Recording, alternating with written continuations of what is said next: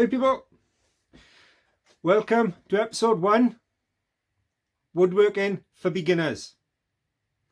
Now, I'm not going to be like some of the other woodworking channels out there, all shirt and tie, professing I'm the humongous of the Mad Max world of carpentry. All I will say is, over the last 30 years, I've gained quite a bit of experience in the woodworking field. I'm a qualified carpenter and joiner myself, so I know what I'm talking about. But I'm not going to profess to be the best cabinet maker, the best first fix, second fix joiner in the world.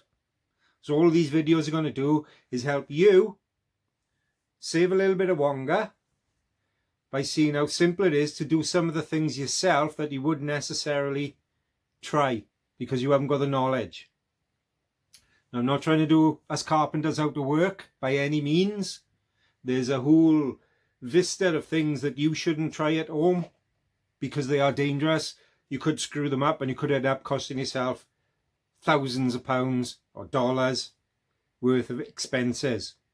All this is going to be is, I want to put a shelf up. I've never done that before. How do I do it? I want to make a little table for the garden. How do I do that? I don't know. Never done that before. How do I cut a piece of wood? How do I measure a piece of wood? How do I hammer a nail in? Simple basic stuff. While I'm waiting on some projects for my other videos, please go and have a look. Click like and subscribe. I thought I'd put together a few videos of shit I know, pass on a little bit of knowledge, save a little bit of money, and we'll go from there. That's all we're going to do in the first video is I'll have a look at some basic tools that I think as a carpenter or as a handy person, DIYer, you should have in your toolbox or tool bag. Just bare essentials. So we'll take it over to the bench and we'll have a quick look. Thanks for viewing. Here we are, people. That's what I would call your basic carpentry toolkit. If you've never done anything before DIY, this will get you started. I'll put it back on the tripod and we'll talk about each thing.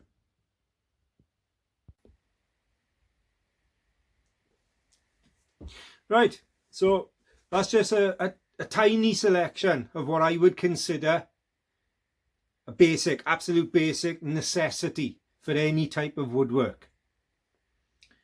We're not talking about chisels, SDS drills, chop saws, table saws, routers, router tables, dovetail jigs, worktop jigs, nothing like that yet. That's too advanced at the moment. We're just talking about to stop my shelf falling down in the house. I need to cut a piece of wood to put underneath it, but I don't know how. Just basic stuff. So what I would consider would be the most first thing you need to do any form of DIY, as basic as it sounds, pencil. You can use a pen, but a pen will smudge and it isn't as fine as you can get a pencil. And a pencil you can always rub off. A trick, see if you can see it. Bendy pencil. No, just a pencil. Doesn't matter if it's triangular pencil, doesn't matter about colour. I'm not advertising any of these names or brands. This is just what I've got in the workshop at the moment. Okay? So a pencil. If you go to, I think it's Tool Station, does the pencils. If you're in the UK, so yeah, Screwfix does pens, little pens. If you go to Tool Station, it's like an ironmonger's. They got stores everywhere. Argos used to do it as well. They got tiny little pencils for you to write down your order numbers. Take 2 or 3 of them home with you. They're free. Pencil, first of one. Next up, I know many people would think about this. You've got your nice new pencil. There's no end on it. If you have children, great. Pencil sharpener. What if you haven't? No. Cheap knife. You can either use the Stanley. Now, I'm not advertising. You can either use the retractable Stanley type, or get yourself the type that clicks out, and once it gets blunt, you can snap off each segment. These you can get, most of these tools that I'm going to show you, you can pick up here in the UK in the pound shop for £1. So you can get a pack of pencils for £1, you can get a knife for £1. Sharpen your pencil. You need a sharp pencil. So that's 2. Number 3, again, one of the biggie important ones. If you want to cut a piece of wood to hold your shelf up, what else are you going to need? Oh, well, I need to cut it, you know, to 300mm or 12 inches or tape measure. Now again, I'm not advertising the brand. Any tape measure you can get 3 meter, you can get a meter tapes, you can get 3 meter, 5 meter, 8 meter. They used to do 10 meter, but they're getting hard to get hold of now. And I have got here a cloth surveyor's tape. This I think is 100 foot, 30 meters, something like that. But anyway, we'll go into as well how to read the tape, why the end isn't broke but moves, and how to use the measurements. Now, some tapes will give you inches and millimeters, imperial and metric. Some tapes will only give you metric. I've got another one here. There's only metric, millimeters and centimeters. But still, you can pick one of these, not necessarily that brand, but you can pick a tape measure up in the pound shop. So far we're up to £3. Next essential thing, if you want to cut a little, for now we'll pretend that you're going to put a bit of 2x2 up to hold the shelf up because it's collapsing. So we've got our pencil, we've got our sharpener, we've got our tape measure to measure how long. Now we need to cut a piece of wood. So next off, I have to go back for this one. It's a saw. Come in all different shapes, all different sizes. You've got saws for the garden, saws for the house, tenon saws, dovetail saws, jack saws, panel saws, you name it. But pound shop again, you'll pick up just a bog standard, cheapy, run-of-the-mill saw that'll do you to start. There's all different teeth pitch, teeth per inch. We'll go into that further down the line. But for now, pick up a cheap saw. So that's what, we're up to £4. Next up, before you start your cut, once you've marked a piece of wood, you need to make sure that you cut in that square. To do that, you're going to use, funny enough, a square. Now again, these are expensive tools that I've got because I've been in the trade over 30 years, built up extensive tools, expensive. This is called a combination square because it's got a sliding rule that's marked in inches and millimeters. It's got a 90 degree, but it's also got a 45. So I can mark 45 degree angles or I can mark 90. But again, you haven't got to go buying a big expensive saw. I've seen these in the pound shop for £1. Smaller versions, more like that. This is the 12 inch, that's the 6 inch version, but that will do you to start with. Great. Again, we'll go into all the little bits and bobs of these and why they have little things that you've got to pull out and stuff like that. Don't worry, we'll go into that in detail. So we're up to excuse me, 1, 2, 3, 4, up to £5 so far. Next up, you get your head off. You need to release a bit of tension. So what are you going to do? You're going to hammer something. You know, let's be honest.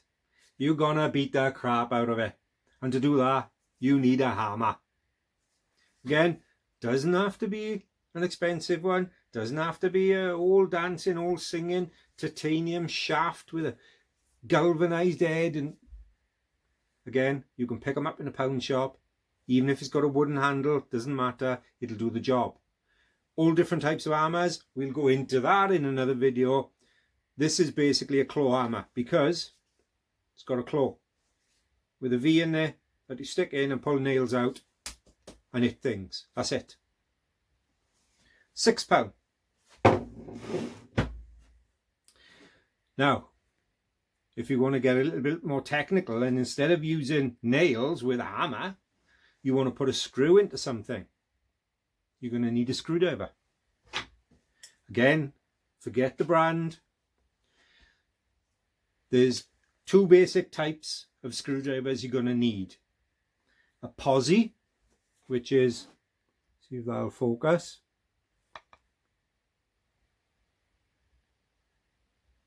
Now this is a posi number 2 and a flathead. See? Flathead screwdrivers are almost getting obsolete now. It's very, very rare you'll see a screw with a flathead. If I just grab 2 screws really quick for you to see what I mean. Talk amongst yourselves.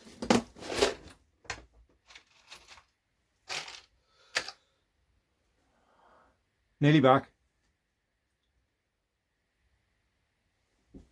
I think I got some by here. Yeah, right. So let's get a bigger head for you to see what I mean with that one.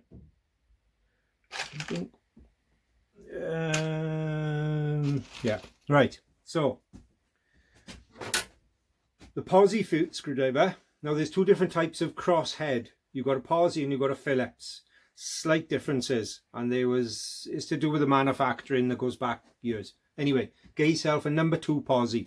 The reason being, I don't know if the camera's going to be able to focus, but as you can see, there's a cross head sunk into the end of the screw,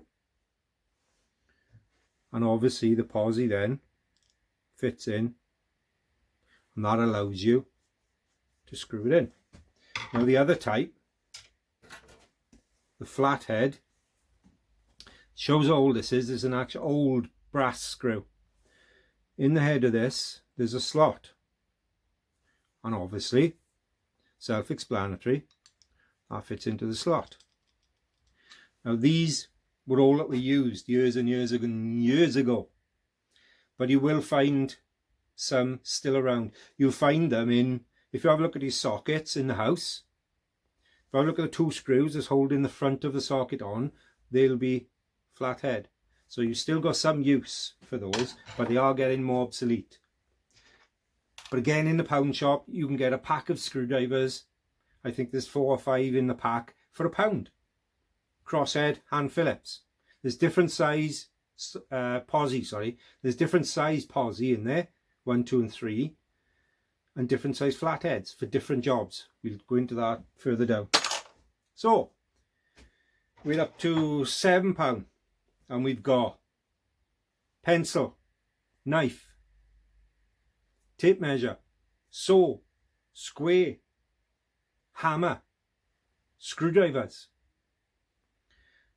Next thing, right, you've propped your table leg up and you want to make sure your table is level. You've just said the word you need to buy, a level.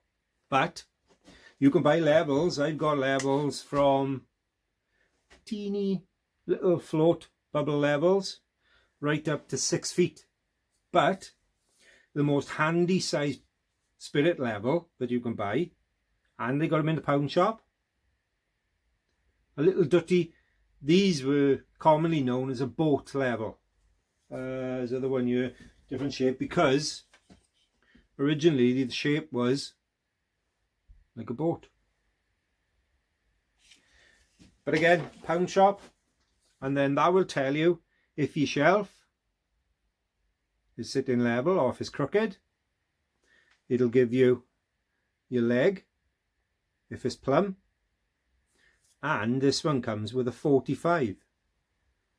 So if I'm doing a table leg that's on a 45 angle, see? Small little boat level. So that's 8. Now, the next thing you can't, or I haven't seen in the pound shop, so you may have to pay a little bit more.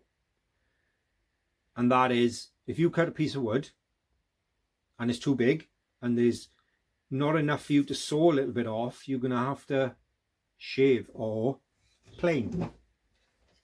Now again, don't go with the brand. It's just, this is the original plane that I started my carpentry apprenticeship with over 30 years ago. It's called a smoothing plane because of the size, and it's for smoothing bits of wood down. But basically, it's a plane. You wind the blade, there's the blade, in and out to give you deeper or shallower cuts and to smooth the surface. Hence the name, a smoothing plane. We'll go into more detail with these because they are a bit tricky to get used to holding and how to use. But again, if you want to smooth a piece of rough wood because you couldn't afford to buy plain stock, that'll do. I've seen these, I think the cheapest I've seen these was around the £10 mark. So, okay, we're up to £18, we're still less than £20. The only other item I'd say at the moment you need, not necessarily need, but will really aid you, especially when you cut in or planing, and you've probably got a few around the house anyway. I've used this heavily so you can see. Now that was originally the insert out of a tea candle. Now the little tea lights, you can get a pack of 40 in a pound shop. One of those. You can use a normal long candle, a big altar candle, whatever you got. The reason I say to get one of these to start is when you're cutting wood, if the wood is damp or wet, whatever saw, even if it's a brand new saw, you'll find that saw is going to bind a little bit. So all you do is you rub the blade of that saw with the edge, like you've seen I've done, of that candle, both sides. And that saw now is going to go through that wood like butter, butter, butter. It'll fly through. You can also use it on the sole. The bottom of the plane is called a sole. On the sole of your plane, and that'll help it slide a little bit better. But again, I won't put that in with the price because you've probably got a candle or two in the house anyway. That, to me, is all you need for your first little toolkit to start some DIY. I'm going to call it a wrap for the first video. I know we haven't done anything yet, but I just want to introduce you to some of the tools that I thought would be beneficial for you to have. We're up to £18, less than £20 at the moment. You can pick some more little bits and bobs up if you want. A pair of pliers or something from the pound shop. Next video, we'll be having a look at putting a screw in, putting a nail in, and marking and cutting a piece of wood. How's that? So, call that a wrap for number 1. Numero uno. Thanks for watching. I hope these videos are going to help you. I'm not dictating to you. I'm not saying that these are the only tools you should have or the only tools you should buy. I'm not saying that I'm better than you at anything, so I know better. I'm merely saying I hope that they'll help. Anyway, we'll jump into our next video. We'll bang some wood, we'll screw some wood, and we'll cut some wood. Stay tuned for the next video, people. Speak soon.